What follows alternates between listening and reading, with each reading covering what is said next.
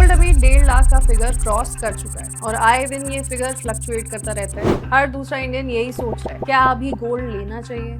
लेकिन इससे ज्यादा इंपॉर्टेंट सवाल ये है कि कैसे लेना चाहिए, क्योंकि आज इंडिया में गोल्ड इन्वेस्ट करने के प्राइमरीली 3 तरीके हैं: फिजिकल गोल्ड, गोल्ड ETF और डिजिटल गोल्ड। और इनका फर्क जेन्युइनली लैक्स ऑफ रुपीज का हो सकता है। Same gold same weight, but depending on how you bought it, आप 75,000 से लेकर 2 लाख तक ज्यादा पे कर सकते हो ओवर अ 10 लाख इन्वेस्टमेंट। आज हम तीनों को कंपेयर करेंगे ऑनेस्टली, डेटा के साथ, बिना किसी ब्रांड का नाम लिए, on exactly the same criteria: cost, safety, liquidity and taxation. और एक सवाल जो ऑलमोस्ट नोबडी आस्क्स: क्या आप वेरीफाई कर सकते हो कि आपका गोल्ड एक्चुअली एग्जिस्ट करता है? और अब SGBs के बारे में भी बात करेंगे, और ये ऑप्शन अब इंडिया में बंद भी हो चुका है by the way. Will also cover an emerging source of investment which can be an interesting opportunity for early investors. So let's go. पहले बात करते हैं फिजिकल गोल्ड की। इंडिया का OG gold investment, jewellery, coins, bars, ये वो gold है जो आप छू सकते हो, लॉकर में रख सकते हो, शादी में पहन सकते हो, और स्पेशली हमारे इंडियन कल्चर में तो इसका कोई रिप्लेसमेंट ही नहीं है। अक्षय तृतीया हो, धनतेरस हो, शादी हो, फिजिकल गोल्ड की इमोशनल वैल्यू रियल होती है। मैं उस बात को इनवैलिडेट नहीं करूंगी, वो हो भी नहीं सकता। गोल्ड से हम इंडियंस की इमोशनल वैल्यूज जुड़ी हुई हैं, लेकिन यहीं से अपनी मैथ्स भी शुरू हो जाती है। प्लीज नोट, हमने कैलकुलेशंस को इजी और कंपेरेबल बनाने के लिए 1.5 लाख पर 10 ग्राम्स का फिगर लिया है। अगर आप आज 10 ग्राम का एक गोल्ड चेन खरीदते हो, सबसे पहले तो ज्वेलरी मोस्टली 22 कैरेट की होती है। अब आप उसमें मेकिंग चार्जेस ऐड कर दो 8% से 25% तक की, depending on design. Simple chain पे भी बेयर मिनिमम 8 to 10% आपको मेकिंग चार्जेस देने पड़ते हैं। अब आप इस फुल अमाउंट पर 3% की GST लगा दो। वेस्टेज चार्जेस अलग से कैलकुलेट करो जो 2 to 5% में होती है। मैन्युफैक्चरिंग में गोल्ड वेस्ट होता है। सो आपने 1 लाख का गोल्ड खरीदा, लेकिन आपने लगभग 1,15,000 से 30,000 रुपए पे किए। और जब आप कल को इसको बेचने जाओगे तो जूलर उसे मेल्ट करेगा, मेकिंग चार्जेस रिफंड नहीं होंगे, आपको गोल्ड का रॉ वेट मिलेगा माइनस देयर मार्जिन। मतलब डे 1 पे ही 30 से 40% का नोशनल लॉस आप झेल चुके हैं। इसमें हम इसे एक स्मार्ट इन्वेस्टमेंट नहीं कह सकते, क्योंकि ये आपने प्रीमियम दिया है अपनी इमोशनल वैल्यू के लिए। अब आप स्टोरेज और इंश्योरेंस का सीन देखो।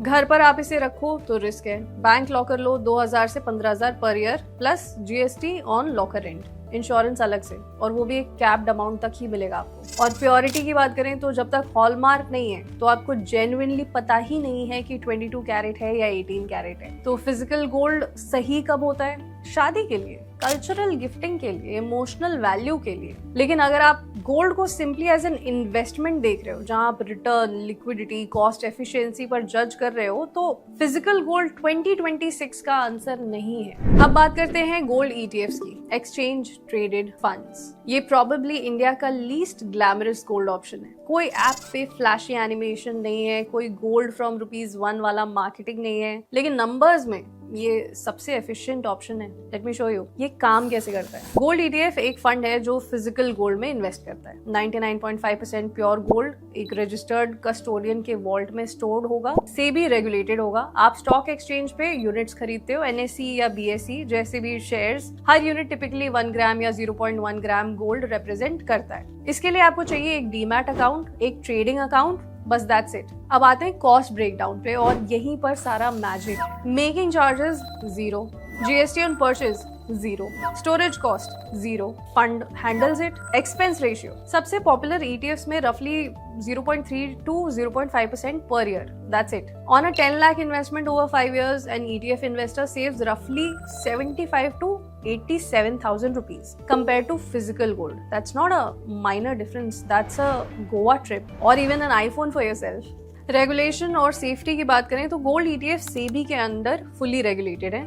गोल्ड इंश्योर्ड वॉल्ट्स में रखा जाता है। रेगुलर ऑडिट्स भी होते हैं। आपकी होल्डिंग्स डीमैट अकाउंट में ट्रांसपेरेंट, वेरीफाइबल, लीगली प्रोटेक्टेड। अगर फंड हाउस कल बंद भी हो जाए तो गोल्ड ट्रस्ट में है, कस्टोडियन के पास है, आपके यूनिट सेफ हैं। लिक्विडिटी की बात करें तो मार्केट आवर्स में कोई भी टाइम हो, बाय या सेल आप कर सकते हैं instantly at market price. No jeweller negotiation, no waiting period. Taxation 2026 का अपडेट ये है कि यूनियन बजट के अंदर अगर आप गोल्ड ETF 12 महीने से ज्यादा होल्ड करते हो तो long term capital gains tax लगता है 12.5% विदाउट इंडेक्सेशन। 12 मंथ्स के पहले आपका नॉर्मल इनकम स्लैब रेट लगता है। तो ETF का कैच क्या है? आपको डीमैट अकाउंट चाहिए जो हर किसी के पास नहीं होता। सेटअप में 15-20 मिनट्स लगते हैं but it's a one time step. Market hours restriction, सिर्फ ट्रेडिंग आवर्स में बाय या सेल आप कर सकते हो, वीकेंड पर नहीं कर सकते। शायद ये सबसे इंपॉर्टेंट स्टेप है कि इसमें कोई फिजिकल डिलीवरी नहीं होती, ये प्योर फाइनेंशियल इंस्ट्रूमेंट है। अगर आपको गोल्ड हाथ में चाहिए, ETF आपको वो नहीं दे सकता। Minor tracking error, ETF price और एक्चुअल गोल्ड प्राइस में थोड़ा सा गैप हो सकता है बट टिपिकली इट्स नेग्लिजिबल। लेकिन एक और ऑप्शन है जो रिसेंटली इमर्ज हुआ है और वो एक्चुअली वेरिफिकेशन का प्रॉब्लम सॉल्व करता है, उस पर बात होगी। बट सबसे पहले हम SGB अपडेट के ऊपर एक क्विक रिव्यू करेंगे। अब काफी लोगों का सवाल रहता है कि सोवरिन गोल्ड बॉन्ड्स के बारे में क्या चल रहा है। वो ऑप्शन अब बंद हो चुका है। SGBs 2015 में लॉन्च हुए थे।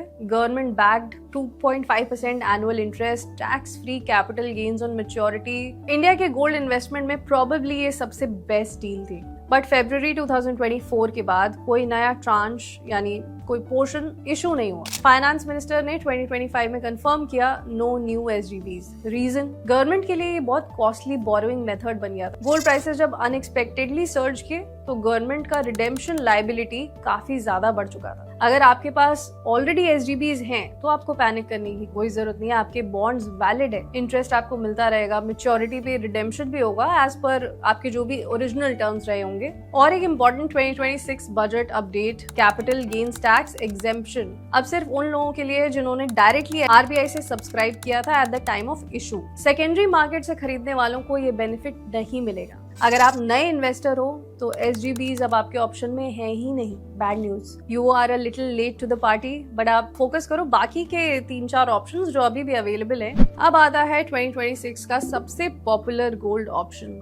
Digital gold. पेटीएम, फोन पे, गूगल पे, प्रैक्टिकली हर पेमेंट ऐप पे आप गोल्ड खरीदने का ऑप्शन आज की डेट में आपको मिल रहा है। 100 मिलियन से ज्यादा इंडियंस ऑलरेडी इस स्पेस में हैं। और ऑनेस्टली कन्वीनियंस का लेवल इंसेन है। आप स्टार्ट कर सकते हैं लिटरली 1 रुपए से, UPI से 10 सेकंड के अंदर। स्मॉल अमाउंट्स के लिए तो कोई KYC आपको चाहिए नहीं, डीमैट अकाउंट तक आपको नहीं चाहिए। और ये काम कैसे करता है? जब आप 500 रुपए का डिजिटल गोल्ड खरीदते हो, आपका ऐप उस अमाउंट को एक गोल्ड कस्टोडियन को भेज देता है, प्राइमरीली MMTC, PAM या ऑगमॉन्ट जैसी कंपनीज। वो फिजिकली गोल्ड एलोकेट करती हैं थियोरेटिकली आपके नाम पे एक वॉल्ट में। आप अपना बैलेंस देख सकते हो, कैश में रिडीम कर सकते हो, फिजिकल डिलीवरी भी मांग सकते हो। कई प्लेटफॉर्म्स पर 1 ग्राम और कुछ प्लेटफॉर्म्स पर तो 8 ग्राम्स के बाद ये एप्लीकेबल होता है। पर अब यहाँ से स्टोरी इंटरेस्टिंग होती है। नवंबर 2025 में सेबी ने एक पब्लिक एडवाइजरी जारी की।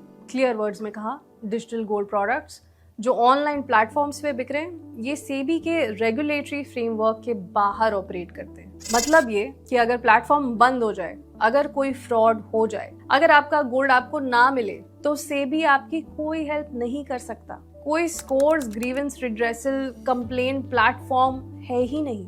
कोई फॉर्मल ग्रीवेंस मैकेनिज्म नहीं है। So now this brings me back to my original question जो मैंने शुरू में ही पूछा था कि क्या आप इंडिपेंडेंटली वेरीफाई कर सकते हैं कि आपके नाम पे गोल्ड एलोकेटेड फिजिकली एग्जिस्ट करता है कि नहीं। वॉल्ट ऑडिट रिपोर्ट्स पब्लिक नहीं होते हैं। आपको प्लेटफॉर्म की क्लेम को सच मानना पड़ता है। अगर प्लेटफॉर्म शट हो जाए तो आप अनसिक्योर्ड क्रेडिटर बन जाते हैं और आप लाइन में लगे रहते हैं होपिंग फॉर द बेस्ट। और आप देखो, मैं ये नहीं कह रही कि ये प्लेटफॉर्म सेफ नहीं है, प्रोबेबली सब कुछ सही काम कर रहा है, बट प्रोबेबल और वेरीफाइबल में बहुत बड़ा डिफरेंस होता है। एंड प्रोबेबल से काम नहीं चलेगा when your money is involved.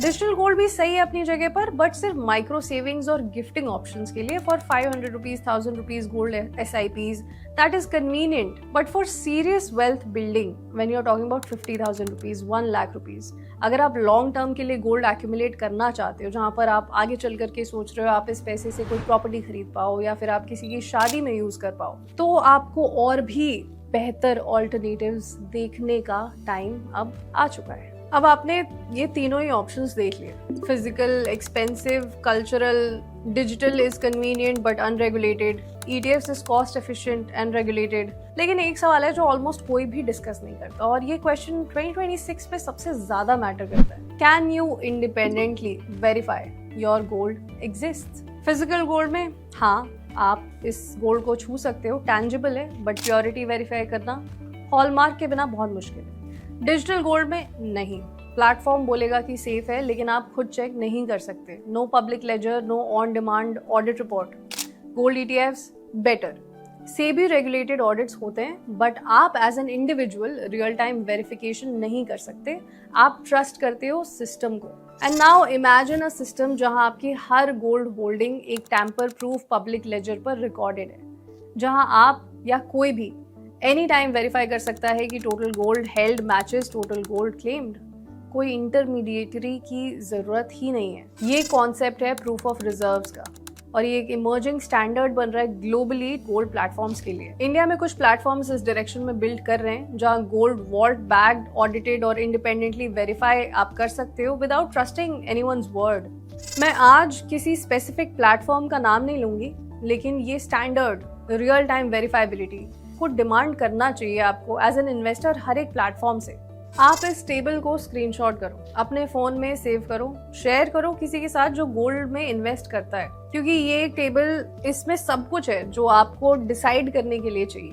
सबसे इम्पोर्टेंट चीज मैं आपको देती हूँ, आपकी 4 इन्वेस्टर प्रोफाइल्स में से एक आपको चुनना होगा जिसमें आपको लगता है आप फिट बैठते हैं। कल्चरल बायर, आप गोल्ड लेते हो फेस्टिवल्स पे, शादी के लिए, गिफ्ट्स के लिए, तो आपके लिए फिजिकल गोल्ड सही है। मेकिंग चार्जेस आप बजट करो, हॉलमार्क सर्टिफाइड लो, और आप समझो कि ये इन्वेस्टमेंट नहीं है, ये इमोशनल परचेज ही है। माइक्रो सेवर, आप अगर 100 से 500 रुपए मंथली सेव करते हो, डिजिटल गोल्ड आपके लिए सही है। कन्वीनियंट है, एक्सेसिबल है, लो एंट्री है, बट बड़े अमाउंट्स डालने से पहले आप रेगुलेटेड ऑप्शंस एक्सप्लोर करो। सीरियस इन्वेस्टर, आप 5 से 15% पोर्टफोलियो गोल्ड में रखना चाहते हो अगर, तो गोल्ड ETFs आपके लिए अच्छा ऑप्शन हो सकता है। डीमैट अकाउंट आप सेटअप करो और अपनी SIP आप स्टार्ट कर सकते हो। अगर आप वेरीफाई फर्स्ट इन्वेस्टर में आते हो, अगर आप वो हो जो ट्रस्ट मी ब्रो पर इन्वेस्ट नहीं करते, आपको प्रूफ चाहिए, पब्लिक ऑडिट चाहिए, रियल टाइम वेरिफिकेशन चाहिए, तो इमर्जिंग गोल्ड प्लेटफॉर्म्स आप एक्सप्लोर करो, डू योर रिसर्च। और अगर आप सोच रहे हो कि मैं कॉम्बिनेशन कर सकता हूँ क्या, then absolutely 60% ETF, 20% for festivals for physical gold, ये भी एक बहुत सॉलिड अप्रोच हो सकती है। नेक्स्ट वीडियो में हम सेबी की वार्निंग को ही डिस्कस करेंगे। अगर आपको नहीं पता तो सेबी ने डिजिटल गोल्ड को अपनी रेगुलेटरी फ्रेमवर्क का हिस्सा मानने से इनकार कर दिया है। They have said no means no।